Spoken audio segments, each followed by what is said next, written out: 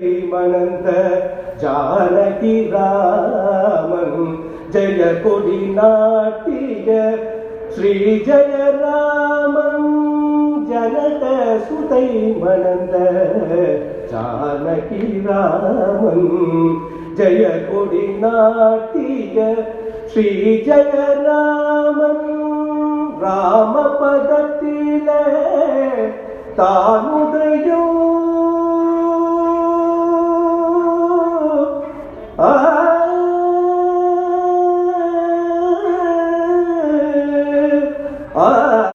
So now let's shift over to our main topic for this series of podcasts that we're making, so which is Minnesota. Because what we're trying to achieve in these series of podcasts is to show how Minnesota is a pub for Carnatic music, like just how Dallas, how San Francisco, how the East Side, how Chicago, how all these other places in the U.S. are very popular in their music and dance and everything. We want to show that Minnesota is also there for its music and it's for its culture. So tell us a little bit about the migration from India to Minnesota. How did that happen? And your experiences when you first got into Minnesota. Yes, before I go to that question, I had to also mention that some of my I probably missed the gurus to say. With my guru as Madurai Subramania as the beginning, and I also did have my auntie, who is my father's sister, MS Padma. She is called Padma, MS Padma popularly at that time. And all of us, they taught me, she taught me all the fundamental music, and she also tuned me in some of the advanced concepts of music. And alongside, I learned from some of the uh, uh, uh, top singers, music, classical, Carnatic music singers like Thiruvarur Sethuraman, and then Mangalam Subramania here. Alongside, I also learned Mridangam from Kumbakonam Rajapayar sir. Wow. So he's the guru for Srinivasan here, Mridangist, who is playing here. So yeah. I learned from him too, and of course, yeah, I had taken a lot of interest in learning bhajans and Thirupugar. So it is a mix of all the music that really I carried that along with me when I left India. So I left India in 1990, and then I was in Dubai, and there was a musical platform that I could establish their organization. I was part of the organizing team there in Dubai, where we had a family of circle of musicians, mridangist, ghatam player. So we used to have a kacheri like in their houses, you know. So I used to be leading the kacheri there, and I had few other friends of mine who used to sing. So that's how the music started. I was traveling with music, I should say, you know. So then I moved from Dubai to United States in 1996. I came to United States, and Minnesota I came in 99. So since 99, I've been here. So the difference I can say is in India, those times, it used to be more of, a lot of opportunity to go to the kacheris and all that, where I could go and witness the kacheri live performances more and listening to the tapes, because those times there was not much of a technology in place like laptop or anything that you could use, right? So now having come to Minnesota, I would say in this place I really got my first connection here is through the temple. So it's a matter of somehow I got uh, I got in connection with the social aspect of meeting people at the temple first, and then so slowly that's how I started building my relationship here in Minnesota, and after that I got in contact with the Twin Cities Aradhana group. So where I met Srimati Nirmala Rajshekhar, I should say. Then that's how I become. I felt very happy when I found that Minnesota. One side I was feeling that why should I come to Minnesota? Though I came on a professional IT job here and consulting job here, I was thinking, I was asking my wife whether we should continue here because of the cold weather. Then finally, once I started moving with people here, the community here, we thought this is a good place. And also, I never, I didn't feel that. I missed the music here because it was all in quite a good length. I could be with the music here with all the other teachers, and so that's how I like the Minnesota. And it's a music is still continuing. I would like to be part of this culture and also organizing as much I could help to be part of it. Yeah. Amazing, amazing. You're mentioning the Aradhana committee that you joined in 90 or in the 90s. Can you tell us about some experiences, early experiences that you had with the Aradhana committee? Like I've heard from people that it's a back then it used to be a very big event where a lot of people would come and join, and there'd be practices from 3 months starting 3 months before and stuff like that. So can you tell us your experiences with the Aradhana committee? Um, when in fact, I started this in 2000. I think the first time I went for practice way in beginning of 2000, I participated in the Aradhana program. Yes, I've seen that time there were many singers, there were many artists, young artists coming and singing, and a lot of them have really had a good, exceptional talent with music. I could see that at that point, and um, over a period of time, somehow because of I did like couple of years, like 3 to 4 years, I was singing there. Then over a period, I did see that the way that the structure was developed, I found that some of the singers were probably going out of state, or for some reason there were less participants there. And from my side, I could say that due to my heavy couple of years, I had a pretty busy schedule from my work side, because I was taking up a lot of additional projects, and so I could spend less time with the music, but at the same time I was trying to make it as much as I could with the Aradhana group. So the reason I could see is that because of some of them were out of going out of state, and there were some new people coming in, and it took time for the new people to get accustomed to the practice sessions and all that. That's another side of the thing, right? There was a practice session that has to be in order to sing as a group. There is a structure that you have to have singing those Pancharatna Kirtanas, right? So, because I learned Pancharatna Kirtana based on Semangudi Mama style, So my singing will have some variations. I'll have a little bit of more uh, uh, sangatis in certain Yes, places. yeah, Like Jagadananda Karaka. If you take Jagadananda Karaka, I have some sangatis I'll add. So when I sing yeah, as a group, it gets really difficult at some point, especially Mm. if you are seeped into one level of learning certain things. It's very Yeah. difficult to go and put that one in that. So you try your best to suppress, or try to pass that phase, so that you start continue. So that kind of a thing does not happen if there are some new people who come here who have not learned the music, who are learning the Pancharatna Kirtana first time. Those are some of the challenges that really comes. So yeah. yeah. And then also the Varali Pancharatta is Varali very is different supposed to from, be set. Yeah, Varali is yeah, one song, one ragam, one of that Varali, that particular piece. They say that I don't know. Somebody said that, or it's been followed since. yeah, it's, yeah, They don't that's teach in you. a, They don't yeah, teach you. You have to teacher, listen and then learn it. because there'll be a bad relationship between the teacher and the student. Yeah. Exactly. Yeah. Yeah. So that's yeah. I still enjoy being part of it, and I would like to do as much whenever I get an opportunity. I would like to get back to that Aradhana group. Yes. So, coming back to like, all the organizations here, and were you able to tell us a little bit about your kacheris here in Minnesota, if you had any, or like any of the performances that you might have had in Minnesota? Um, in Minnesota, I have given few houses. I have given some kacheris in the beginning.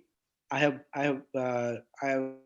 been invited by some of my friends here whom I met initially. So they used to have like a couple of their more families and friends invited, and I have some of my friends here. I invite them. So it was like a performance I have given in the beginning of the 2000 early part of 2000. I have given a good number of performances in houses. So that's pretty much I have. And also as I said, I am very closely involved in servicing the temple, right?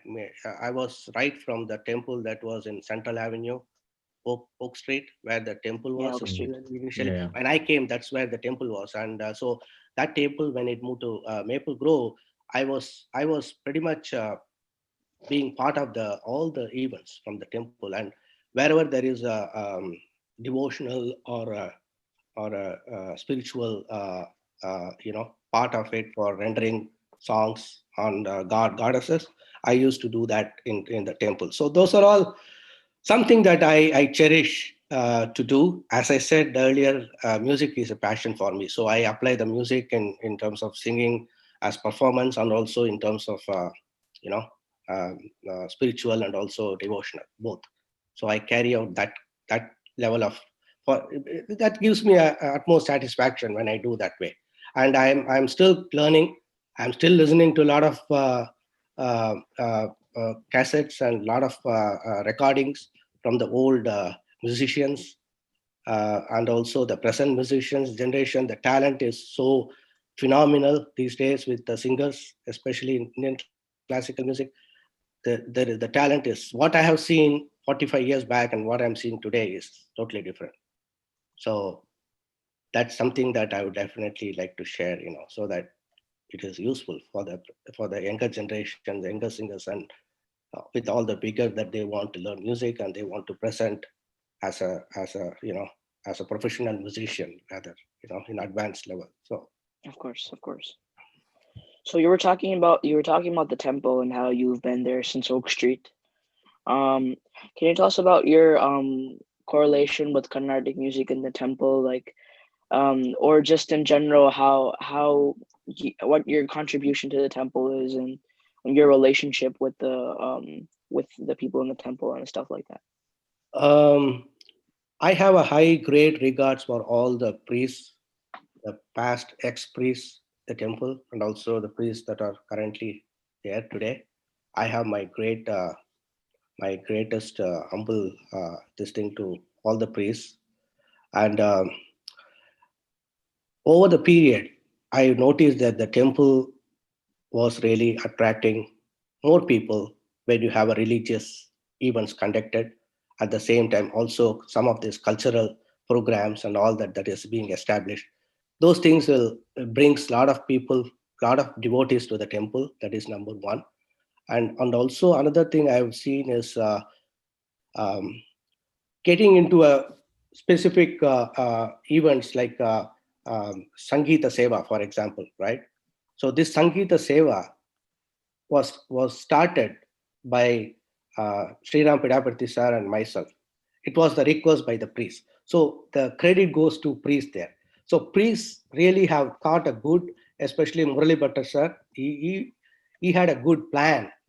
As he came, as he took over as a chief priest, he started planning all this at the temple. So that was a good move for bringing the spiritual aspect and also the devotional aspect to the music, keeping music as the prime thing, classical, whatever music, bhajans or. So he started that movement. So that has been going on for almost like 14 years now. So we started 14 years back. So that's one thing I should say, that I've been part of it. I'm really blessed by all gods and by all my gurus. It has given me a good start here at the temple in Minnesota.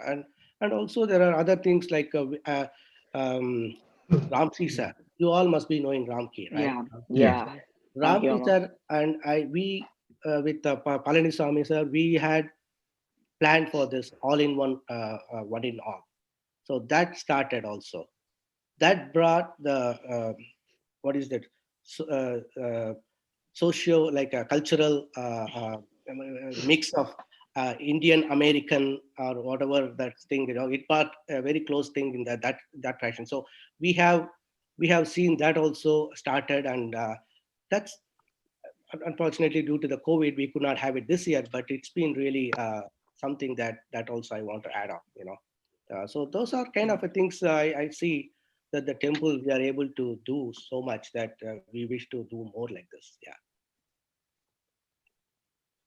Amazing, amazing. And all in one is such a wonderful peace bringing Exactly. program. And And I'm yeah, really happy to see all of you, including you both, and also other talented young singers coming forward to be part of it. I wish you all continue that. That's most important thing. We want to pass on the things to the next generation so that they can take the torch and keep moving. Yeah. Yeah, definitely. Especially living in Minnesota, where Carnatic music isn't seen very Yes. often, and bringing that to the next generation is key to, like, We keeping have this culture growing. exceptional talents. We have exceptional teachers. Uh, we are fortunate to have Srimati Nirmala Rajshekar here, who can bring all the upcoming artists and whatever their goals are, whether they want to do as a singer to be satisfied with a certain level, or they want to go into the professional level to sing. So we have a good person here, and also we have other teachers here. So I have taught music here for almost like 10 years with students in Woodbury. I live in Woodbury, so that that time is again another where I could share my music knowledge, whatever I have, to the students. At the same time, also bring the, make sure that they learn and they continue that whenever they have a spare time. Nowadays it's like more like a career oriented rather than putting a lot of time on music. But some are really taking it seriously. So I always say that go for it. If you're learning music, if you have gift, God has given you the gift of voice, make use of it, keep singing, and that's what I say. Yeah.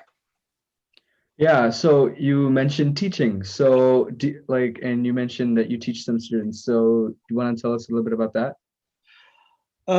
See, it's interesting factor teaching. When it comes to teaching, I always have seen, as I said, the 19 1980 was the time when the Indian classical music was getting popular here at that time, right? If you go back to 80s, right?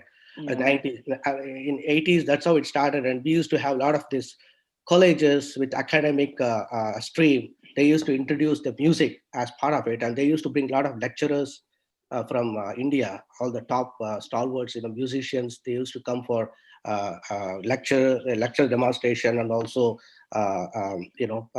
other live performances. They used to give all that. So that's how it became popular. And over 90s, as you know, that's the software boom. There was a software boom in 1990 when a lot of IT professionals came here to United States. And when they came here, there were a lot of enthusiastic youngsters who really wanted to start an organization, and also volunteering their time in their spare time to do a lot of things for the music, everything. So it became more popular. The propagation of the music became more popular here during the 90s.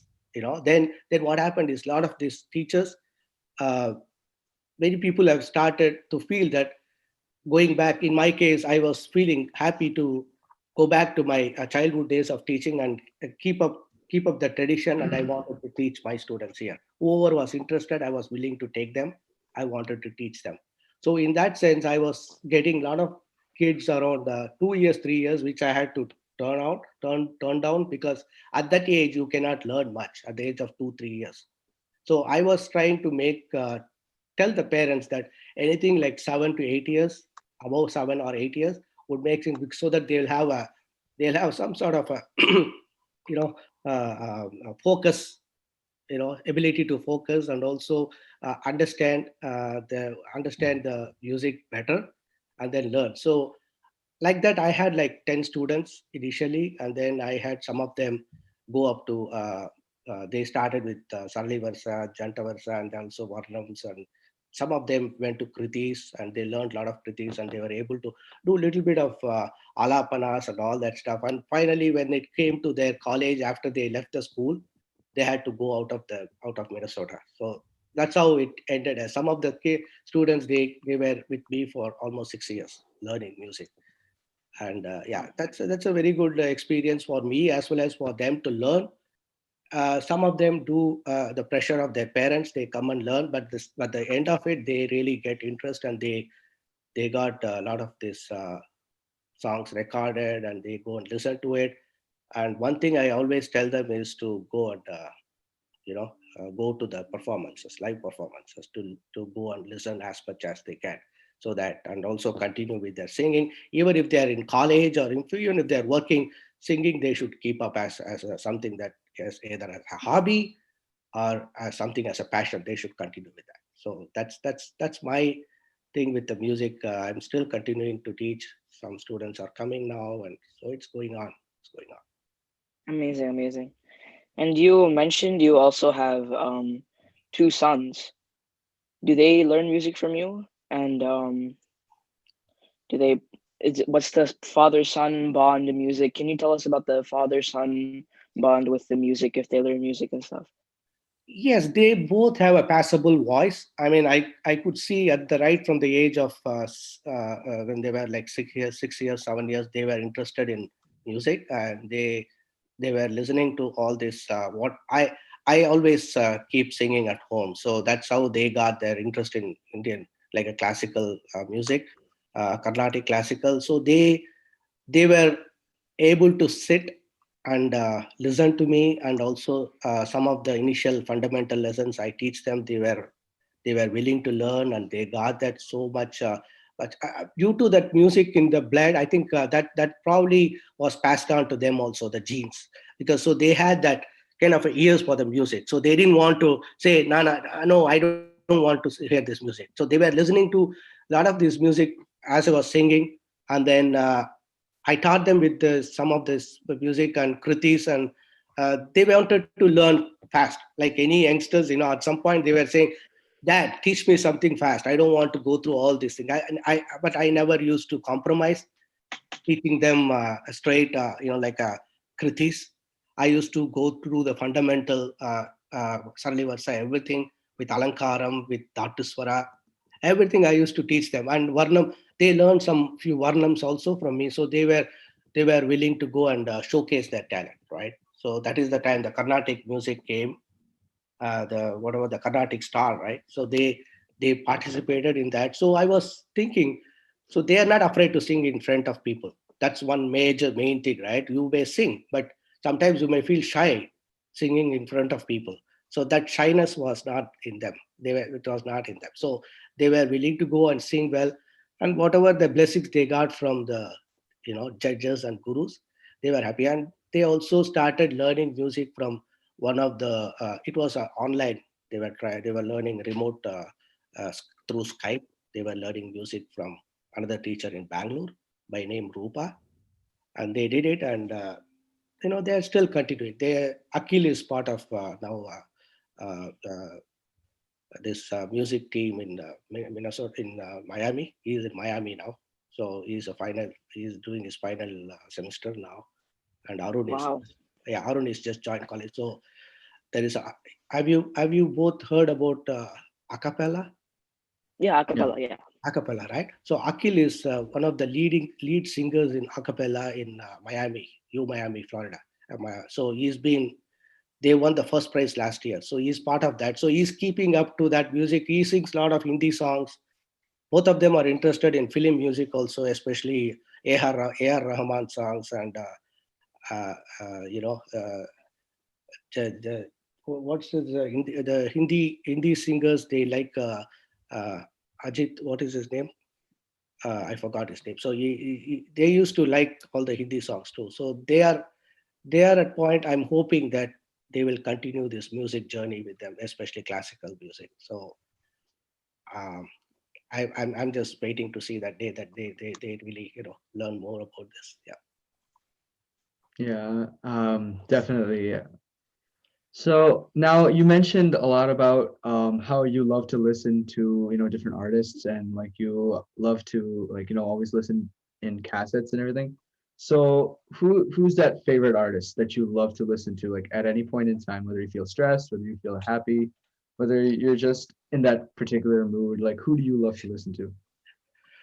I have some selective songs, selective musicians from the past, in those, like Maharajapuram Santanam sir is one musician I listen to a lot.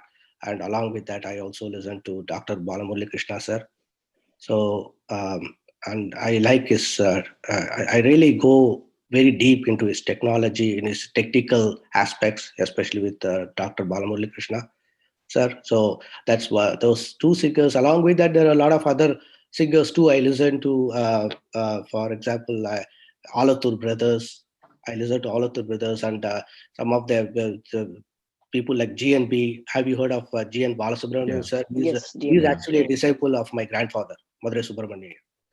He had his initial learning through my grandfather when he was like 8, 10 years. So Wow. I listen to them. Plus also other female artists like Emma Subbalakshmi and Yamal Vasanta Kumari, Srimati Vasanta Kumari, and all the singers, current singers also I like to listen. Present singers like Trichu Brothers. Have you heard Trichu Brothers and Yeah. Yes, Trishul Brothers, yeah. Kil Guru Saran? Trishul Uh, Okay, Charan. question. Yeah. I have all my contemporaries. I was listening. I was having competition with, like I told you, Vijay Shiva sir and Neveli Gopal, Santana Gopalan sir, and Rajesh Barodam. They have their own unique way of presenting kacheris. So I listen to them also a lot. So it's really a mix of various artists in the in the old master stalwarts and the present exceptional talented artists. I listen to everybody, and I also listen to Hindustani too. So I have a mix of both. I anytime I kind of keep the music as something I want to share here. Music, as I said, travels with me wherever I go. I keep singing. I will not pass a single day without singing. So a day goes without singing for me means something I missed that day very seriously. That's how it is for me. Mm. So it's something beyond. It's a passion and a hobby. Plus, I keep up that as part of my day to day life thing. Like as you said, Sai, it's for both for joy as well as for when I'm in a melancholy mood or when I'm in a sorrow mood or when I'm really stressed. Music comes to me as a thing. So Yeah. Especially for anyone, music is the best stress relief yes, than anyone. exactly, and it's also they also use it as a therapy. Some of the ragams heal. Yeah. They use that as part of healing procedure. So yeah. So now I think we're entering that phase where we're about to slowly wind down. So one of our questions that we have is what made you choose to pursue Carnatic music? Like what gave you that drive? What made you say, yes, this is what I'm gonna do. This is since it's my passion, I'm gonna do this. So like what kind of drive gave you that to pursue Carnatic music? Yeah, since the music is there in my blood, and I really should say this is a gift given by God. And one very unique thing that was parted by my grandfather is Kelvi Jnanam. There is something called Kelvi Jnanam, which is the knowledge acquired through listening. So I used to listen a lot, uh, singers, top professional singers singing. So I used to repeat the same thing. So Keli Jnanam is something that was pretty much in my thing. That's what my grandfather's partner and he started teaching me. So that's why I would like to keep music, especially the vocal, as a prime thing for me to continue, so that I brush up all the songs I learned 45 years back, even today. So that's a passion for me. I always cannot think of any other thing that the God has given me. The music, this is one I want to cherish. I want to continue, and I want to pass it on to the next generation as much as I can. So yeah. Amazing, amazing, Uncle. Well, before we conclude it with the last question, I'd like to take this time to thank you so much, Uncle, for coming on the show. Yeah, thank Thank you you. for taking your time out of your especially busy work from home, what's it called, COVID schedule. Thank you so much for coming on the You're show. welcome. You're welcome.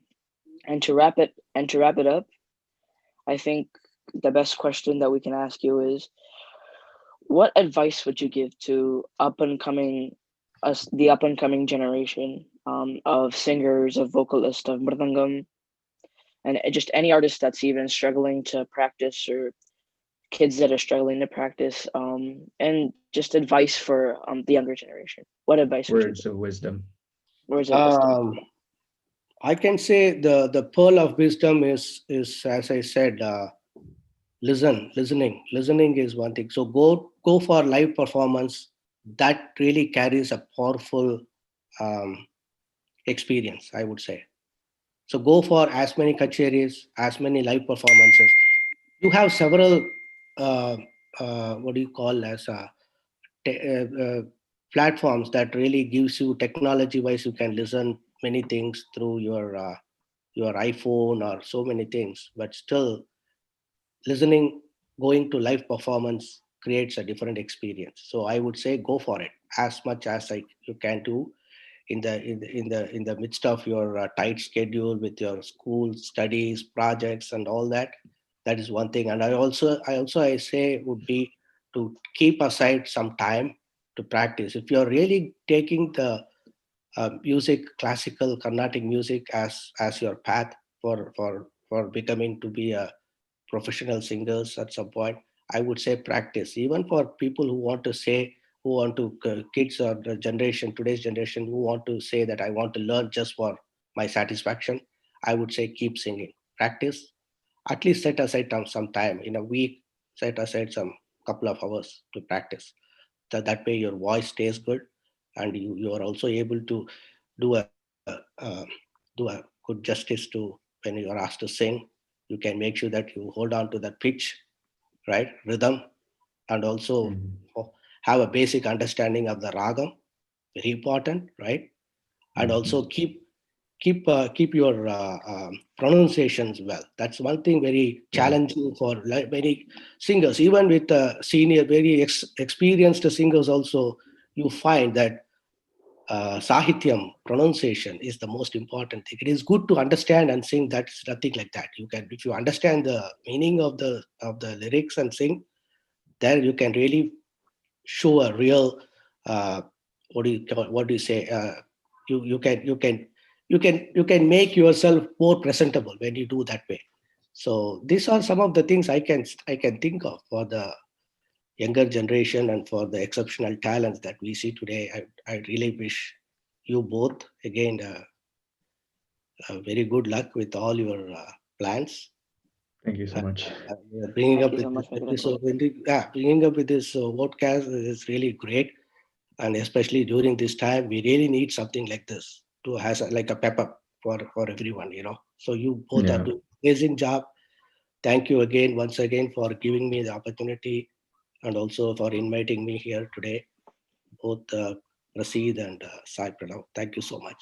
God bless you both. Thank Thank you so much, Thank you Venkat so uncle. much, Uncle. You heard it first, guys. Continue to practice, continue to listen, continue to work on your pronunciations so you can become a great artist or a great Rasika. Thank you so much, Venkat uncle, for your time, and thank you so much for coming on the show. Thank you everybody for listening. Please make sure to go check out our links in the description. Make sure to go subscribe and like to the video, and we'll see you guys next time. Thank you. It's the Bye. Stem and Bros signing off.